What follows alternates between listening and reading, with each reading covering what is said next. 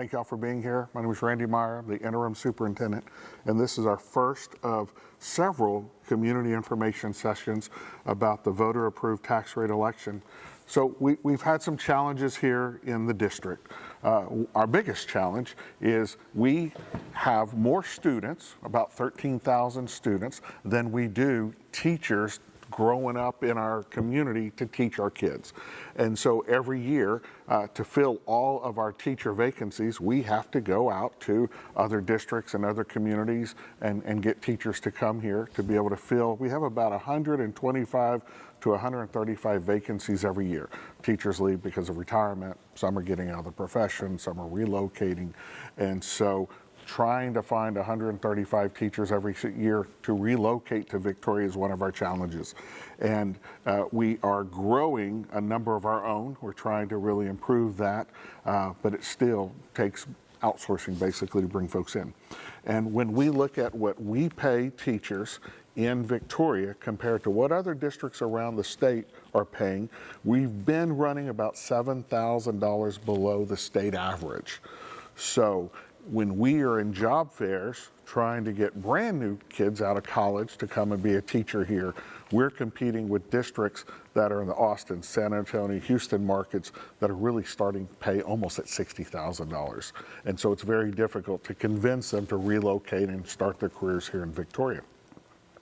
The other challenge we've had is when we do have folks here and we're investing in them and growing them and helping them to grow into good, strong teachers, now they become more marketable and they're leaving because other districts, sometimes in driving range, are wanting them and targeting them.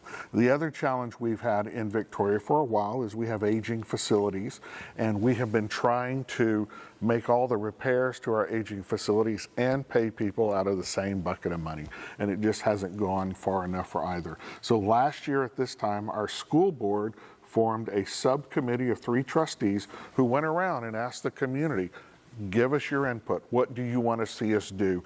Because this path we're on isn't sustainable. And feedback from community members, from our staff, we did a community-wide survey. We had 5 public information meetings like this where folks could come and just speak their mind. They asked, do both, but find a way to do it better. And so the board subcommittee worked with us, and we came up with a targeted pay plan to put us as close to the state average as we could across the board. So if you look all the way to the right, the target, what we're trying to do is give all of our hourly people a $2 an hour raise. When we hire a teacher's aide, and a teacher's aide is a very valuable position in our district, we're starting them at $11 an hour. We just cannot compete with the local businesses and get the folks that we need. When it comes to teachers, the decision was let's target experienced teachers the most. So if a teacher has 5 years of experience or more, we want them to see a $7,000 increase to their salary. That $7,000 is tied to that state average number. We want to get our targeted entry level with no experience to $50,000 a year. Right now it's at $49,000. Just 3 or 4 years ago it was $44,000. We've got it up to $46,000, so we're pushing it. So we took that target, we broke it into 2 parts. Part 1, the board approved already, and it is in this year's budget. If you've heard about the budget cuts in the district, it's because we squeezed everything we can to get about 1/3 of the target funded locally without asking for taxpayer assistance. Then the school board approved the second version, which is contingent upon the successful passage of a voter-approved tax rate election. So in August, when the board approved this second part, it's contingent upon funding, and they also set a tax rate that's 9 cents higher than the tax rate legally can be. And so that's why it's triggering a voter-approved tax rate election for voters to ratify that or confirm that. And if so, Part 2 is funded and we will hit our target. Let's talk about the tax rate. If you look at the other side, go to the bottom, you can see what our tax rate has been at for the last several years. So 2019 to 20, we were just under $1.20. You've heard about state compression, and that's what's been happening. The state has been compressing the tax rate. And we made some decisions on our debt side to charge the very minimal to pay the debt.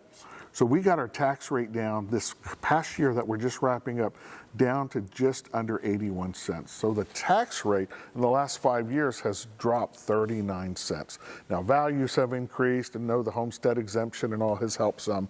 We don't have any control over that, but the tax rate applied has been the lowest in well over 30 years. What we're asking the voters to approve is a tax rate that's 89 cents, a little over 89 cents. So we've come down 39 cents, we're asking for 9 back. It will still be less than 90 cents, which is still the second lowest in well over 30 years. And if that passes, what does 9 cents cost a homeowner? The current average house price in Victoria is now $235,000, which I never thought I'd see the day where the average home price in Victoria was that. But 9 cents on that house, because of the $100,000 exemption, cost $10.13 a month. We broke down some other common household values, but a $500,000 house here in Victoria, it's $30 a month is what 9 cents cost, or $360 a year. We have a QR code so that folks can scan that, and it will take them to several videos that are just short little videos to kind of explain the VATRE, what we're doing with the money, and how this is going to impact our kids and our staff. The early voting starts October 21st through November 1st, and the last day to register to vote is October 7th, and election day is November 5th. As the interim superintendent, I cannot advocate for or against this. I can only provide information.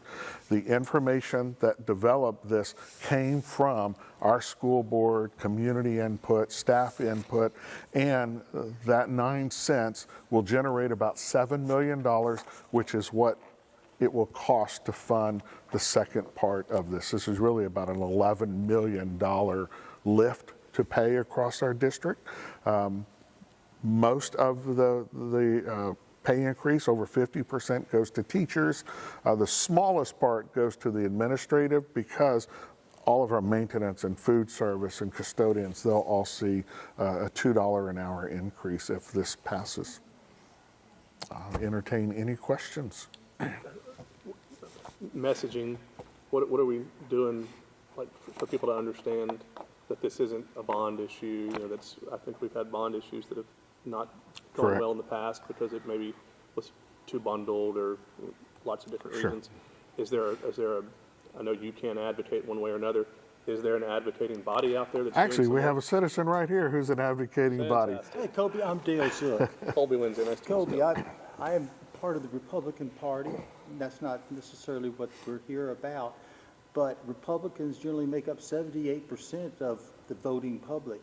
In the past bond elections, I've studied them for close to 15 years, trends in voting, who votes, who doesn't vote. In most school bond elections, about 7,000 people will vote. This time, and at the last VATRE that we had, where we gave school teachers about a 4%, 8,000 people voted for it, but only 52% of the 8,000 actually voted to give the teachers a pay raise. This makes a very difficult thing. Most Republicans are conservative. We want to keep our money inside of our pocket, but we also understand the value of education for a community, which brings us back to the main problem and why this is going to be a very difficult election. We're going to see somewhere between 28,000 and 35,000 people vote in Victoria County this coming November the 5th. Of that, approximately 28,000 will vote in the Victoria ISD part of the county. Where we're going to see, though, is basically over 20,000 people that have never voted for VISD or anything. They just don't go out and vote, which makes the messaging very much important. Now, here's the reality. I'm part of the 54% that voted against everything, except for the VATRE that came out. Yeah. But the reason most of us that voted against the school board was not because we wanted to hang on to our money. We wanted some assurances that our money was going to be well spent. We were asking mostly that we don't trust the trustees. There's a lot of things that had happened in the past, going all the way back to 1998 and the deconsolidation of the schools, building new schools, things happening that didn't happen. So for over the 20 years, Republicans and voters started not trusting the trustees. And we said, we're not going to, until we can trust them, we're not going to spend any more money. The next thing we started to talk about, we wanted our buildings repaired. As Randy said, that they've started the process. They've replaced 5 roofs and air conditioners completely. Including Allo, I saw them finishing up this. Exactly. Great. And they've also done bits and pieces of other schools. So they accomplished number 2 that the voters that voted against has wanted. The third thing is that we said we wanted our teachers to be paid better. Not just a little bit, but we knew that we were in the bottom 20% in the state as far as pay, which made it very difficult to bring in teachers, much less raise up the new teachers and get them to understand how to teach. Basically, I come from an education family. I know it takes about 5 years for a teacher to learn his or her trade. As such, we needed to find a way to pay those teachers.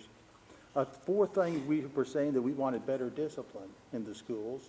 And finally, we said we want a plan to increase performance. And performance, student performance is so very important, and that's where I come in. I've been a pain in the school trustees' pocket for about 8 years, saying you got to do this, this, this, and this. In the last year, we've changed a lot of the trustees. And in that change, we got a better understanding of the trustees to the community. And they were open to understanding we've got to fix our schools. So they directed administration to go out and fix the schools, the air conditioners. They took money out of surplus. They moved money from the old COVID monies to help fix the air conditioners. So we gained trust there. Then we started putting together, we said, the school district started studying that we've got to keep all of these new teachers that come in, we got to pay them more. But knowing that it takes 5 years to get a good teacher up to speed, we have to recruit those in. Last year, I went to a meeting actually with Randy, and we saw all of these new hires, over 200 of them. I said, how can any business have a 25% turnover every year and create corporate knowledge? You understand what corporate knowledge is. That is the understanding the way the system flows, understanding how to work with a teacher. And that's where things have started to get better. The school board unilaterally came to Randy and said, we want to come up with a plan to pay our teachers better, to do what the citizens have always asked us to do. And I come in now, says, they've done everything that we've asked them to do. The trustees have built the trust that we wanted with them, because they've fixed the schools, they put together a plan to pay the teachers, and already we're seeing a lot less turnover just in the first year of this plan that was started 2 years ago. Instead of losing 200, we were down to like 150. And the ones that are the new teachers that were coming in that had 5 years more, they're staying. So we know that that part of the equation is going to work. We also know that we've been watching TV. Discipline is happening in the schools. Unfortunately, we have some bad actors, but discipline is being fixed back into the schools, and teachers are now able to start teaching, which comes to the reason why it's so important that the voters of Victoria, the 54% that vote against everything, have to understand that the trustees are doing their job, the administration is doing their job, and now is the time we have to vote yes for the VATRE. This particular piece of the puzzle, it will be like the 2011, 12, 13 Astros when they were at the very, very bottom of the heap. You know, the Astros were really bad for a while. But in 2014, they decided to pay their staff more, and within 4 years, they had won the World Series. They brought in the staff. The staff knew what the job was. They were all experienced players, and success happened in Houston, the worst of the worst school of baseball teams.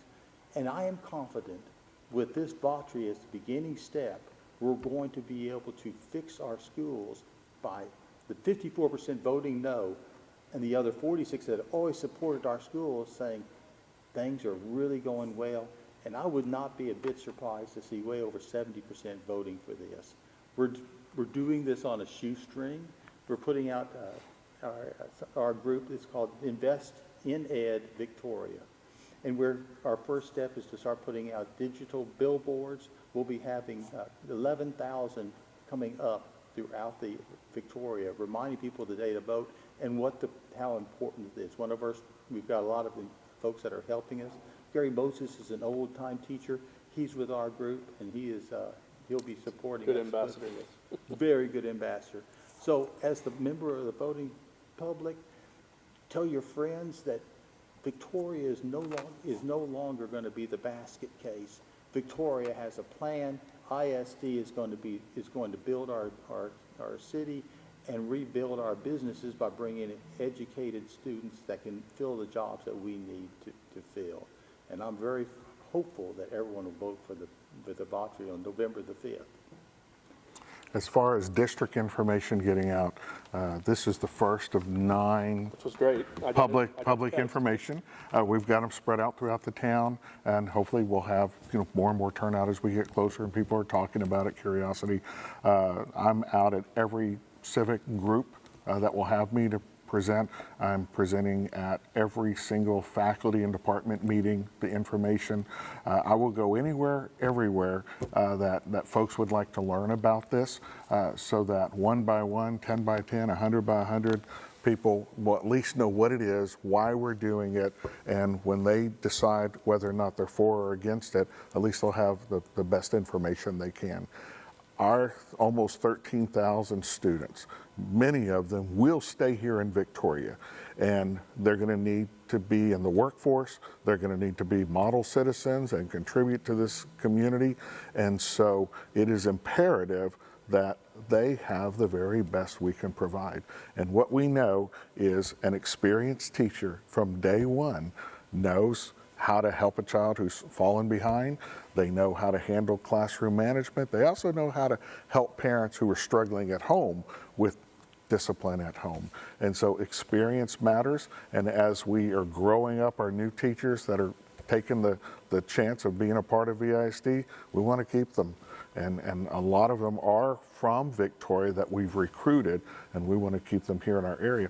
The last thing I'll say is, in our teacher retirement system, a teacher's retirement annuity is based on their highest 5 years of annual salary averaged. And so we have seen where we have our own teachers who have been with us 25, 30 years, leaving for that last 5 somewhere else and taking all that experience because that district's paying a little more than us. Imagine if we're the destination place for everybody in driving range. Bring us your last 5 years, we'll pay you more than they will. It's going to help your retirement. And you're coming in with 20, 25, 30 years of experience. What a huge assistance that would be for us. And you may not have this data, but you mentioned statewide data and statewide numbers and how we compare statewide. Have you looked at, if you want to be an anchor, you want to pull in those last 5 years, that institutional knowledge? How do we compare to, say all of the districts that are within? So we have looked at 45 to 60 miles. If we can hit the target, we will be higher than I believe all of them. Except for 2.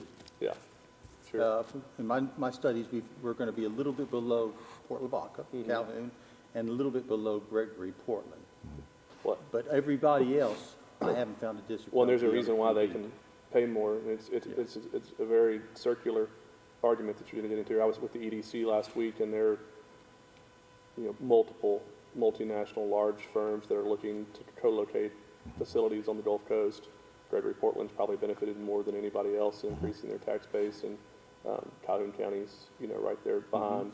And if any of these large opportunities that are being tracked, for potentially located in Victoria County happen, it's going to be an additional strain on the school as it is already if you're that behind on numbers, because they're projections of thousands of new jobs that could be created, hundreds of new homes that would be needed, all within the district. So yeah, those districts, because of their industry base, those districts are able to put everything on bonds, freeing up their general operating budget to put it all in pay, and they are some of the highest paid in Texas as well. Well, this is great information, and hopefully we can appreciate you get coming. everybody engaged and help those 54% figure out why they need to vote yes this time I around? think by the time we're finished, they'll know what I know. Oh, good. We have a bright spot in Victoria with a new superintendent coming in, and the trustees laser focused on improving our test scores and making this a place for teachers to come. This is going to be a brand new beginning for Victoria. Well, it's exciting. Thanks for Thank you for your sharing that. time. I appreciate it. Thank you, Mr. Zook, for coming. Thank you, Pleasure Mr. to meet Tobin. Yes, sir.